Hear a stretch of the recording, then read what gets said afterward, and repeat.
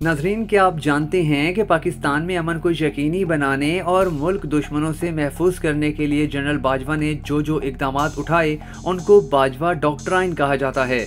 आज के इस वीडियो में हम आपको जनरल कमर जावेद बाजवा के वो 5 फैसले और इकदाम बताएंगे कि जिनके बाइस आज मुल्क अमन की जानिब वापस लौट आया है। नंबर 1, ऑपरेशन रद्दुल फसाद। ऑपरेशन रद्दुल फसाद जनरल बाजवा की क़यादत में किया जाने वाला पाकिस्तान की तारीख का सबसे लंबा फौजी ऑपरेशन है।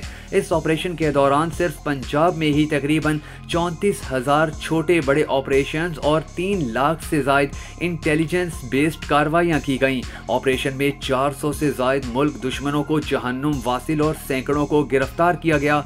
इस ऑपरेशन के दौरान 1200 मुल्क दुश्मन अनासिर ने सरेंडर किया और कम अज कम 4000 दहशतगर्दाना हमले नाकाम बनाए गए। यूं समझें कि पाकिस्तान के लाखों खानदानों को तबाह होने से बचाया गया।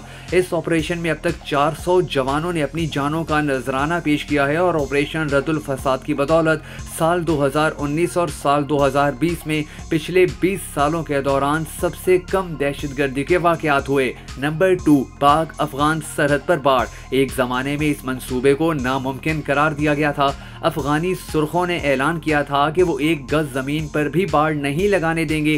पाक अफगान सरहद दुनिया की चंद तवील तरीन सरहदों में से एक इंतहाई पेचीदा, खतरनाक और मुश्किल तरीन सरहद है। इस वजह से ये दावे भी सच लग रहे थे, लेकिन जनरल बाजवा ने इस काम का बेड़ा उठाया और दुनिया को नामुमकिन को मुमकिन कर दिखाया। 4 सालों में 84% सरहद पर बाढ़ लगा दी गई और बाढ़ को अफगान शरपसंदों से महफूज रखने के लिए इसके साथ साथ सड़क, 497 किले और बेशुमार चेक पोस्टें भी बनाई गईं। 72 किलोमीटर रकबे से अफगान दहशतगर्दों की लगाई गई बारूदी सुरंगें साफ की गईं।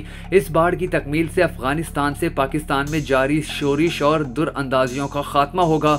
इसी बाढ़ की वजह से अब अफगानियों को वतन वापस भेजना मुमकिन हो चुका है, जो पहले भेजने के बाद वापस पाकिस्तान आ जाया करते थे। जनरल बाजवा ने पाक ईरान सरहद पर भी बाढ़ लगानी शुरू की है, जो ईरानी तेल की स्मगलिंग और बलूचिस्तान में वहां से होने वाली दर अंदाजी को रोक देगी।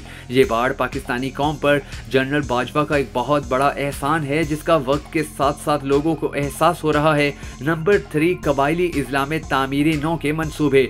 जनरल बाजवा की क़यादत में कबायली इजला की तारीख में पहली बार 31 अरब रुपए की लागत से 831 तरक्याती मंसूबे शुरू किए गए। इन मंसूबों में कारपेट जैसी सड़कें, जदीद तरीन स्कूल, कॉलेजेस, मार्केट्स, अस्पताल, थाने, पार्क और खेलों के मैदान शामिल हैं। इसके अलावा पाक फौज के दबाव पर कबायली इजला के लिए अलग से 150 अरब रुपए से जायद का बजट भी मुख्तस किया गया है।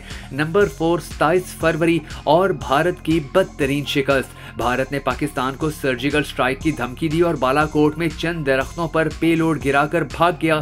जवाब में पाक फौज ने दुनिया भर के दबाव की परवाह न करते हुए बदला लेने का ऐलान किया और अगले 24 घंटों के अंदर अंदर भारतीय हेडक्वार्टर के करीब बमबारी की, जबकि वहां भारतीय आर्मी चीफ भी मौजूद था। सेखोई समेत 2 भारतीय जहाज मार गिराए। एक हेलीकॉप्टर भारत ने घबराहट में खुद गिरा दिया और अभिनंदन को भी जिंदा गिरफ्तार कर लिया गया। कमाल की बात तो ये है कि भारत को जूते मारने के बावजूद पाकिस्तान ने सफारती महाज पर पूरी दुनिया के सामने भारत ही को जाहिर साबित किया। उनके पायलट को चाय पिलवा कर उसकी तशहीर की और पूरी दुनिया में टी इज फैंटास्टिक जैसे जुमले को भारत के लिए शर्मिंदगी का निशान बना दिया। भारत पर एहसान करते हुए पायलट वापस करके दुनिया को अपने पुरअमन होने का सबूत भी दिया। इस झड़प में भारत ने जंगी और सफारती दोनों महाजों पर बदतरीन शिकस्त खाई। नंबर 5, मुल्क दुश्मन खवारिज को सजाएं देना। जनरल बाजवा के दौर में कम से कम 344 मुल्क दुश्मनों को मौत की सजाएं सुनाई गईं, जो पाकिस्तान की तारीख में सबसे ज्यादा हैं। 58 पर अमल दरामद हुआ और बाकियों की सजाएं अदलिया ने रोक दी। इंतहा पसंदी की जानिब माइल हजारों नौजवानों की बड़ी तादाद की तरबियत करके उनको वापस कौमी धारे में लाया गया और पाकिस्तान के अमन को यकीनी बनाया। जनरल बाजवा यकीनन पूरी पाकिस्तानी कौम का फख्र हैं और उनके एहसान कभी नहीं भुलाए जा सकेंगे।